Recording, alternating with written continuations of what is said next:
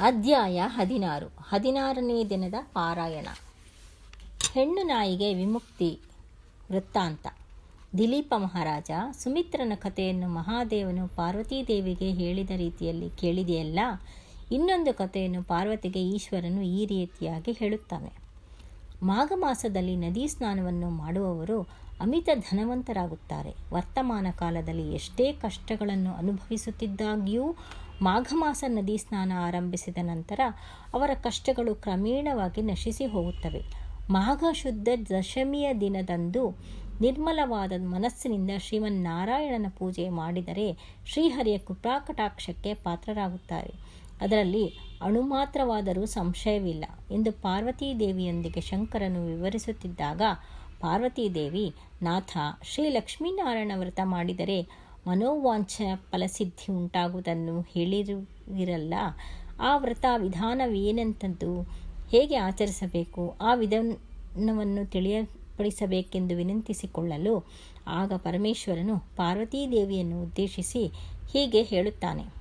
ಮಾಘ ಶುದ್ಧ ದಶಮಿಯ ದಿನ ಪ್ರಾತಃ ಕಾಲದಲ್ಲಿ ಕಾಲಕೃತ್ಯಗಳನ್ನು ಪೂರೈಸಿಕೊಂಡು ಸ್ನಾನ ಮಾಡಿ ನದಿ ತೀರದಲ್ಲಾಗಲಿ ಮನೆಯ ಹತ್ತಿರವಾಗಲಿ ಮಂದಾಸನವನ್ನು ಇರಿಸಿ ಅದನ್ನು ಹಸುವಿನ ಸಗಣಿಯಿಂದ ಸಾರಿಸಿ ಪಂಚವರ್ಣಗಳಿಂದ ರಂಗವಲ್ಲಿ ಹಾಕಿ ಮಂದಾಸನ ಮಧ್ಯೆ 8 ಎಸಳುಗಳ ಪದ್ಮವನ್ನು ರಚಿಸಿ ಎಲ್ಲ ವಿಧವಾದ ಫಲಪುಷ್ಪಗಳನ್ನು ಲಕ್ಷ್ಮೀನಾರಾಯಣರ ಪ್ರತಿಮೆಯನ್ನು ಮಂಟಪದ ಮಧ್ಯೆ ಇರಿಸಿ ಆ ವಿಗ್ರಹಗಳಿಗೆ ಗಂಧ, ಕರ್ಪೂರ ಮುಂತಾದ ಸುಗಂಧ ದ್ರವ್ಯಗಳಿಂದ ಲೇಪಿಸಿ ಪೂಜಿಸಬೇಕು.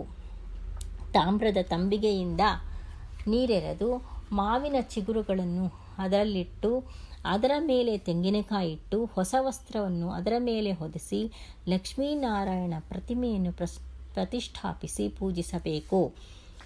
ಮಂದಾಸನದ ಮಧ್ಯದಲ್ಲಿ ಸಾಲಿಗ್ರಾಮವನ್ನು ಇರಿಸಿ ಒಬ್ಬ ಸದ್ಬ್ರಾಹ್ಮಣನನ್ನು ಆಹ್ವಾನಿಸಿ ಪೂಜಿಸಿ ಆತನ ಕೈಯಿಂದ ಧೂಪ, ದೀಪ, ಚಂದನ, ಅಗರು, ಪರಿಮಳ ವಸ್ತ್ರಗಳನ್ನು ಇರಿಸಿ ನೈವೇದ್ಯವನ್ನು ಅರ್ಪಿಸಬೇಕು. ನಂತರ ತಾಮ್ರದ ಪಾತ್ರೆಯಲ್ಲಿನ ನೀರನ್ನು ಸುರಿದು ಅರ್ಘ್ಯ ಪ್ರದಾನ ಮಾಡಬೇಕು. ಅನಂತರ ಸೂರ್ಯನಾರಾಯಣ ಸ್ವರೂಪನಾದ ಶ್ರೀರಾಮಚಂದ್ರ ಪ್ರಭುವನ್ನು ಮನಸ್ಸಿನಲ್ಲಿ ಧ್ಯಾನಿಸಬೇಕು. ಮಾಘ ಮಾಸ ಸ್ನಾನ ಮಾಡಿದವರು ಅವರ ತಂದೆ, ತಾಯಿ, ಬಂಧು ಮಿತ್ರರ ಸಮಕ್ಷಮದಲ್ಲಿ ಮಾಘ ಮಾಸ ವ್ರತವನ್ನು ಮಾಡಬೇಕು. ಒಬ್ಬ ಸದ್ಬ್ರಾಹ್ಮಣನಿಗೆ ಅಕ್ಕಿ, ಬೆಲ್ಲ, ಉಪ್ಪು, ಬೇಳೆ, ತರಕಾರಿಗಳು, ಹಣ್ಣು ಇತ್ಯಾದಿಗಳನ್ನು ಏಕಪಾತ್ರೆಯಲ್ಲಿ ಇಟ್ಟಾಗಲಿ ಹೊಸ ವಸ್ತ್ರದಲ್ಲಿ ಗಂಟು ಕಟ್ಟಿಯಾಗಲಿ ದಾನ ನೀಡಬೇಕು. ಮಾಘ ಪುರಾಣವನ್ನು ಖುದ್ದಾಗಿ ಪಾರಾಯಣ ಮಾಡುವವರಾಗಲಿ ಇಲ್ಲವೇ ಕೇಳುವವರಾಗಲಿ ಕೈಯಲ್ಲಿ ಮಂತ್ರಾಕ್ಷತೆಯನ್ನು ಇಟ್ಟುಕೊಂಡು ಕೊನೆಯಲ್ಲಿ ಶ್ರೀಮನ್ನಾರಾಯಣನ ಧ್ಯಾನ ಮಾಡುತ್ತಾ ಕೆಲವು ಅಕ್ಷತೆಗಳನ್ನು ಭಗವಂತನ ಮೇಲಿರಿಸಿ ಮತ್ತೆ ಕೆಲವು ಅಕ್ಷತೆಗಳನ್ನು ತಮ್ಮ ಮೇಲೆಯೇ ಹಾಕಿಕೊಳ್ಳಬೇಕು.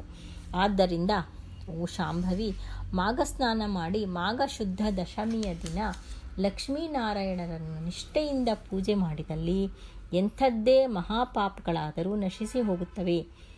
ಅದಕ್ಕೊಂದು ಉದಾಹರಣೆ ಕೂಡ ಹೇಳುತ್ತೇನೆ ಕೇಳು. ಗೌತಮ ಮಹರ್ಷಿ ಒಂದು ದಿನ ತಮ್ಮ ಶಿಷ್ಯರೊಂದಿಗೆ ಕೂಡಿ ತೀರ್ಥಯಾತ್ರೆ ಮಾಡುವುದಕ್ಕೆ ಉತ್ತರ ದಿಕ್ಕಿಗೆ ಹೊರಟರು. ಅವರು ಅನೇಕ ಪುಣ್ಯ ನದಿಗಳಲ್ಲಿ ಸ್ನಾನ ಮಾಡುತ್ತಾ ಪ್ರಸಿದ್ಧ ಕ್ಷೇತ್ರಗಳನ್ನು ದರ್ಶನ ಮಾಡುತ್ತಾ ಮಾರ್ಗದಲ್ಲಿ ಎದುರಾದ ಮುನಿಶ್ರೇಷ್ಠರೊಂದಿಗೆ ಇಷ್ಟಾಗೋಷ್ಠಿಗಳನ್ನು ನಡೆಸುತ್ತಾ ಅಲ್ಲಿಗೆ ಮಾಘ ಮಾಸ ಪ್ರವೇಶವಾದ್ದರಿಂದ ಕೃಷ್ಣಾ ನದಿಯಲ್ಲಿ ಸ್ನಾನ ಮಾಡಬೇಕೆಂದು ಆ ಪ್ರದೇಶಕ್ಕೆ ಬಂದು ಬೀಡು ಬಿಟ್ಟರು. ಗೌತಮರು ತನ್ನ ಶಿಷ್ಯರೊಡಗೂಡಿ ಕೃಷ್ಣಾ ನದಿಯಲ್ಲಿ ಸೂರ್ಯೋದಯ ಸಮಯದಲ್ಲಿ ಸ್ನಾನ ಮಾಡಿ ತೀರದಲ್ಲಿದ್ದ ಒಂದು ಅರಳಿ ಮರದ ಬಳಿಗೆ ಬಂದು, ಮೂಲತೋ ಬ್ರಹ್ಮರೂಪಾಯ ಮಧ್ಯತೋ ವಿಷ್ಣುರೂಪಿಣಿ ಅಗ್ರತಃ ಶಿವರೂಪಾಯ ವೃಕ್ಷರಾಜಾಯ ತೇ ನಮಃ ಎಂದು ಹೇಳಿ ಅರಳಿ ಮರದ ಸುತ್ತ ಪ್ರದಕ್ಷಿಣೆ ಮಾಡಿ ಆ ಮರದ ಬುಡದಲ್ಲಿಯೇ ಆಸೀನರಾಗಿ ಶ್ರೀಹರಿಯನ್ನು ವಿಧಿವತ್ತವಾಗಿ ಪೂಜಿಸಿದರು. ನಂತರ ಶಿಷ್ಯರಿಗೆಲ್ಲ ಮಾಘ ಮಾಸ ಮಹಿಮೆಯನ್ನು ತಿಳಿಸಿದರು. ಈ ರೀತಿಯಾಗಿ ಪ್ರತಿದಿನ ಆಚರಿಸುತ್ತಾ ಮಾಘ ಶುದ್ಧ ದಶಮಿಯ ದಿನ ಆ ಮರದಡಿಯಲ್ಲಿ ಮಂಟಪವನ್ನು ಮಾಡಿ ರಂಗವಲ್ಲಿ ಹಾಕಿ ಕುಂಕುಮವಿಟ್ಟು ಮಾವಿನ ಎಲೆಯ ತೋರಣ ಕಟ್ಟಿ ಅಲಂಕರಿಸಿದರು. ಆ ಮಂಟಪದ ಮಧ್ಯದಲ್ಲಿ ಶ್ರೀಹರಿಯ ವಿಗ್ರಹವನ್ನಿಟ್ಟು ಪೂಜಿಸಿದರು. ಆ ರೀತಿಯಾಗಿ ಪೂಜಿಸುತ್ತಿದ್ದ ಸಮಯದಲ್ಲಿ ಹೆಣ್ಣು ನಾಯಿಯೊಂದು ಬಂದು ಭಗವಂತನಿಗೆ ಮಾಡುತ್ತಿದ್ದ ಪೂಜಾ ವಿಧಾನಗಳನ್ನೆಲ್ಲವನ್ನು ರೆಪ್ಪೆಯನ್ನು ಅಲುಗಿಸದಂತೆ ದೀಕ್ಷೆಯಿಂದ ನೋಡುತ್ತಾ ಆ ಅರಳಿ ಮರಕ್ಕೆ ಎದುರಾಗಿ ಕುಳಿತುಕೊಂಡಿತು. ಶಿಷ್ಯರು ಅವರ ಬಳಿ ಇದ್ದ ದಂಡದಿಂದ ಅದನ್ನು ಹೆದರಿಸಿದರು. ಆ ನಾಯಿ ಅಲ್ಲಿಂದೆದ್ದು ಉತ್ತರದ ಕಡೆಗೆ ಹೊರಟು ತಮ್ಮ ಪೂರ್ವಕ್ಕೆ ತಿರುಗಿ ಅತ್ತ ಕಡೆಯಿಂದ ದಕ್ಷಿಣದ ಕಡೆಗೆ ಕದಲಿ ಮತ್ತೆ ಯಥಾಪ್ರಕಾರ ಪಶ್ಚಿಮ ದಿಕ್ಕಿಗೆ ಕುಳಿತುಕೊಂಡಿತು. ಶಿಷ್ಯರು ಮತ್ತೆ ಹೆದರಿಸಿದಾಗ ಮೊದಲು ಎದ್ದಂತೆಯೇ ಎರಡನೇ ಬಾರಿಯೂ ಆ ಮಂಟಪದ ಸುತ್ತ ತಿರುಗಿ ಬಂದಿತು. ಶಿಷ್ಯರು ಮೂರನೇ ಬಾರಿ ಕೂಡ ಅವರ ದಂಡದಿಂದ ಹೆದರಿಸಿದಾಗೆ ಮತ್ತೆ ಆ ನಾಯಿ ಅರಳಿ ಮರದ ಸುತ್ತ ತಿರುಗಿ ಬಂದಿತು. ಈಗಾಗಲೇ 3 ಬಾರಿ ಆ ಮಂಟಪದ ಸುತ್ತ ಪ್ರದಕ್ಷಿಣೆ ಮಾಡಿದ್ದರಿಂದ, ಅದು ಮಾಘ ಮಾಸವಾಗಿದ್ದರಿಂದ ಅದು ತಕ್ಷಣ ತನ್ನ ನಾಯಿಯ ರೂಪವನ್ನು ಬಿಟ್ಟು ಒಬ್ಬ ರಾಜನನ್ನಾಗಿ ಪರಿವರ್ತನೆಗೊಂಡಿತು. ಆ ರಾಜನು ಸಕಲಾಭರಣಗಳನ್ನು ಧರಿಸಿದವನಾಗಿ ಋಷಿಗಳ ಎದುರು ನಿಂತು ಅವರೆಲ್ಲರಿಗೂ ನಮಸ್ಕಾರ ಮಾಡಿದನು. ಅಲ್ಲಿದ್ದ ಹೆಣ್ಣು ನಾಯಿ ರಾಜನಾಗಿ ಬದಲಾದುದನ್ನು ನೋಡಿ ಋಷಿಗಳು, ಗೌತಮ ಮಹರ್ಷಿಗಳು ಕೂಡ ಅಮಿತಾಶ್ಚರ್ಯಗೊಂಡರು. ಎಲೆ, ನೀನ್ಯಾರು? ನೀನು ಹೇಗೆ ಬದಲಾಗುವುದಕ್ಕೆ ಕಾರಣವೇನು ಎಂದು ಗೌತಮರು ಪ್ರಶ್ನಿಸಿದರು. ಪೂಜ್ಯರೇ, ನಾನು ಕಳಿಂಗ ದೇಶದ ರಾಜ. ನಮ್ಮದು ಚಂದ್ರವಂಶ. ನನ್ನ ಹೆಸರು ಜಯಶ್ಚಂದ್ರ. ನನಗೆಲ್ಲ ವಿದ್ಯೆಗಳಲ್ಲೂ ಪರಿಣಿತಿ ಇದೆ. ನಮ್ಮ ದೇಶದ ಪ್ರಜೆಗಳನ್ನು ಧರ್ಮ ಮಾರ್ಗದಲ್ಲಿ ಪರಿಪಾಲಿಸುತ್ತಿದ್ದೇನೆ. ದಾನ ಧರ್ಮಗಳೆಂದರೆ ಅತಿ ಪ್ರೇಮ. ನಾನು ಅನೇಕ ದಾನ ಧರ್ಮಗಳನ್ನು ಮಾಡಿದೆ. ಗೋಭೂ ಹಿರಣ್ಯ ಸಾಲಿಗ್ರಾಮ ದಾನಗಳನ್ನು ಮಾಡಿದೆ. ಹೆಚ್ಚಾಗಿ ಅನ್ನದಾನ ತಿಲದಾನವನ್ನು ಮಾಡಿದೆ. ಅನೇಕ ಪ್ರದೇಶಗಳಲ್ಲಿ ಕೆರೆ ಬಾವಿಗಳನ್ನು ತೋಡಿಸಿದೆ. ಬಾವಿಗಳನ್ನು ತೋಡಿಸಿ ದಾರಿಹೋಕರಿಗೆ ನೆರಳು ಕೊಡುವ ನಿಮಿತ್ತ ಮರಗಳನ್ನು ನಡೆಸಿದೆ. ಧರ್ಮಶಾಲೆಯನ್ನು ಕಟ್ಟಿಸಿದೆ.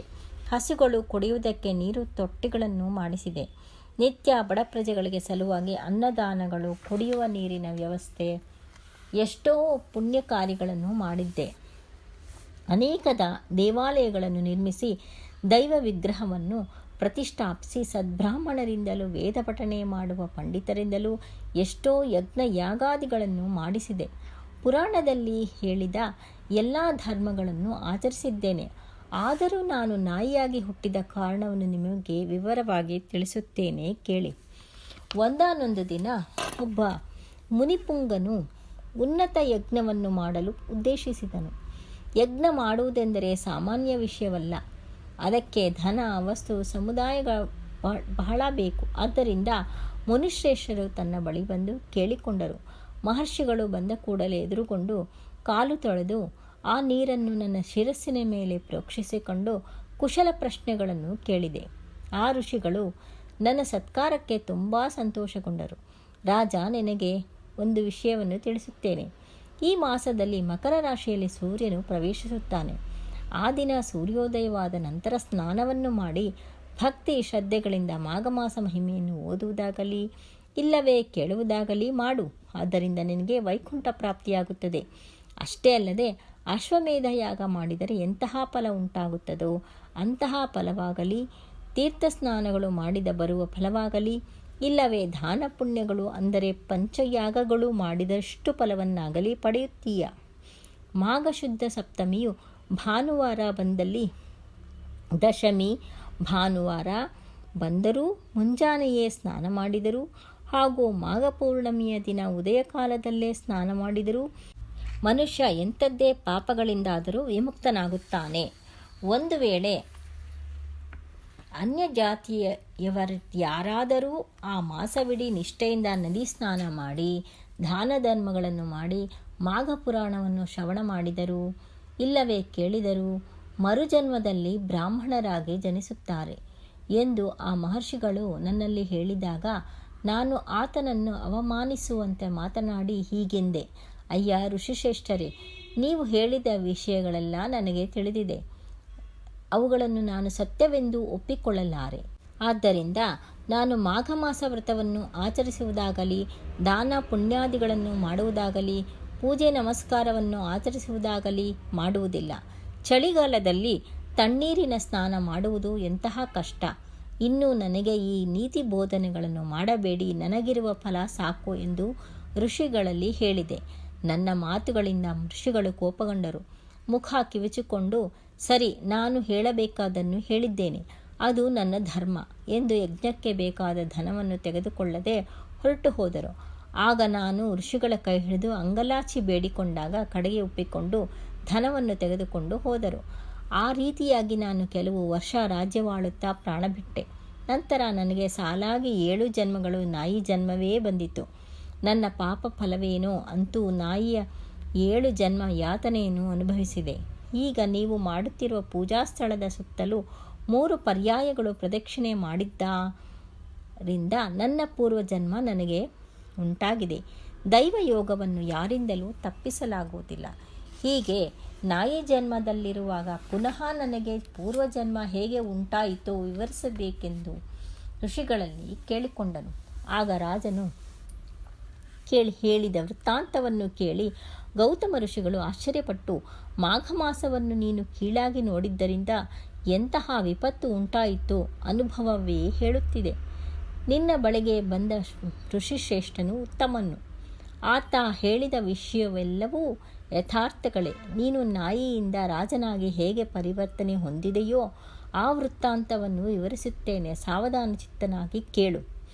ನಾನು ನನ್ನ ಶಿಷ್ಯರೊಂದಿಗೆ ಕೃಷ್ಣವೇಣಿ ನದಿ ತೀರದಲ್ಲಿದ್ದು ಈ ಮಾಘ ಮಾಸ ಪೂರ್ತಿ ಕೃಷ್ಣಾ ನದಿಯಲ್ಲಿ ಸ್ನಾನ ಜಪಗಳನ್ನು ಮಾಡಿ ಮತ್ತೊಂದು ಪುಣ್ಯ ನದಿಗೆ ಹೋಗಬೇಕೆಂದು ಬಂದಿದ್ದೇವೆ. ನಾವೆಲ್ಲರೂ ಈ ವೃಕ್ಷರಾಜನ ಅಡಿಯಲ್ಲಿ ವಿಷ್ಣು ವಿಗ್ರಹವನ್ನು ಇಟ್ಟು ಪೂಜಾ ಕಾರ್ಯಗಳನ್ನು ಮಾಡುತ್ತಿದ್ದೇವೆ.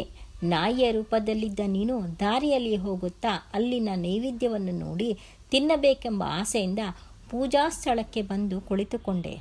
ಆಗ ನೀನು ಹೇಗಿದ್ದೆಯೋ ಗೊತ್ತಾ? ನಿನ್ನ ಮೈ ಕೊಚ್ಚೆಯಿಂದ ಮಲಿನವಾಗಿತ್ತು. ನೋಡುವುದಕ್ಕೆ ಅಸಹ್ಯವಾಗಿದ್ದೆ.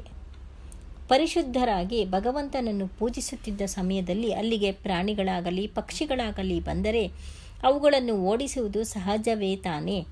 ನೀನು ಅಸಹ್ಯವಾದ್ದರಿಂದ ನನ್ನ ಶಿಷ್ಯರು ನಿನ್ನನ್ನು ತಮ್ಮ ತಪೋದಂಡದಿಂದ ಓಡಿಸಿದರು.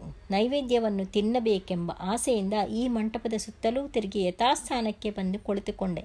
ಮತ್ತೆ ನನ್ನ ಶಿಷ್ಯರು ನಿನ್ನನ್ನು ಹೊಡೆಯಲು ಹೊರಟಾಗ ಓಡಿ ಹೋಗಿ ಮತ್ತೆ ಪುನಃ ಬಂದೆ. ಹಾಗೆ 3 ಬಾರಿ ಸುತ್ತಿದ್ದರಿಂದ ಭಗವಂತನು ನಿನ್ನ ರೂಪವನ್ನು ಮಾರ್ಪಡಿಸಿ ನಿಜ ರೂಪವನ್ನು ಅನುಗ್ರಹಿಸಿದನು. ಅಂದರೆ ಭಗವಂತನ ಮಂಟಪದ ಸುತ್ತಲೂ ಪ್ರದಕ್ಷಿಣೆ ಹಾಕಿದ್ದರಿಂದ ಮಾಘ ಮಾಸ ಫಲ ಉಂಟಾಗಿ ಪುನರ್ಜನ್ಮವು ಉಂಟಾಯಿತೆಂದೇ ಹೇಳಬೇಕು. ಇನ್ನು ಮಾಘ ಮಾಸವಿಡೀ ನದಿ ಸ್ನಾನ ಮಾಡಿ ಭಗವಂತನ ಧ್ಯಾನ ಮಾಡಿ ಪುರಾಣ ಪಠನ ಮಾಡಿದರೆ ಎಂತಹ ಫಲ ಬರುವುದೋ ಊಹಿಸಿಕೊ ಎಂದು ಹೇಳಿದಾಗ ರಾಜನು ಆಲಿಸುತ್ತಿದ್ದಾಗ ಅಷ್ಟರಲ್ಲಿ ಆ ಅರಳಿ ಮರಕ್ಕಿದ್ದ ಒಂದು ಪೊಟರಿಯಿಂದ ಒಂದು ಕಪ್ಪೆ ಹೊರಬಂದು ಗೌತಮ ಮಹರ್ಷಿಗಳ ಪಾದದ ಮೇಲೆ ಬಿದ್ದು ಬೆಕಬೆಕ ಎಂದು ಅರಚಿ ಅತ್ತ ಇತ್ತ ಕುಪ್ಪಳಿಸುತ್ತಿತ್ತು. ಹಾಗೆ ಕುಪ್ಪಳಿಸುವುದರಲ್ಲಿ ಮಂಟಪದ ಬಳಿಗೆ ಬಂದು ನೋಡುತ್ತಿದ್ದಂತೆಯೇ ಸ್ವಲ್ಪ ಕಾಲದಲ್ಲಿ ಹಠಾತ್ತನೆ ಕಪ್ಪೆ ರೂಪವನ್ನು ಬಿಟ್ಟು ಮುನಿವನಿತೆಯಾಗಿ ಬದಲಾಯಿತು. ಆಕೆ ನವಯೌವನತಿ, ತುಂಬ ಸುಂದರಾಂಗಿ. ಗೌತಮ ಮಹರ್ಷಿಗಳನ್ನು ನೋಡಿದ ಕೂಡಲೇ ಆಕೆಗೆ ಜ್ಞಾನೋದಯವಾಗಿ ತನ್ನ ಪೂರ್ವಜನ್ಮದ ವೃತ್ತಾಂತವೆಲ್ಲ ಜ್ಞಾಪಕಕ್ಕೆ ಬಂದಿತು. ಆಗ ಗೌತಮ ಮಹರ್ಷಿಗಳು, ಮಗಳೇ, ನೀನ್ಯಾರು? ನಿನ್ನ ಹೆಸರೇನು? ನಿನ್ನ ವೃತ್ತಾಂತವೇನು? ಎಂದು ಪ್ರಶ್ನಿಸಿದರು. ಆಕೆ ತನ್ನ ಪೂರ್ವಜನ್ಮದ ವೃತ್ತಾಂತವನ್ನು ತಿಳಿಸುವುದಕ್ಕಾಗಿ ಹೀಗೆ ಹೇಳತೊಡಗಿದಳು ಎಂಬಲ್ಲಿಗೆ 16ನೇ ಅಧ್ಯಾಯವು ಸಮಾಪ್ತವು.